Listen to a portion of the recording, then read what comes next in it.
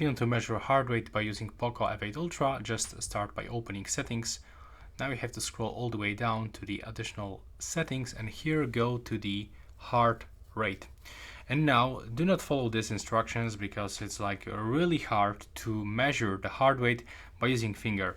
Really, it's super hard in this smartphone, it doesn't work properly. So I can recommend you to put your flashlight and the camera just here on your wrist. Take a look. Now as you can see, we got this red color and it start measuring. So basically put your hand on a flat surface, do not move, do not talk, and just keep holding your phone in the same position all the time.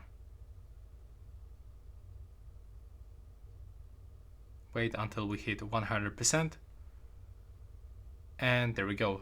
We just measured our heart rate successfully. We can select the view report, and this is my result: date, time, and beat rate per minute. When you open this one again, unfortunately, there's no history of our records for some reason, but yeah, that's how it looks, and that's how we can check this.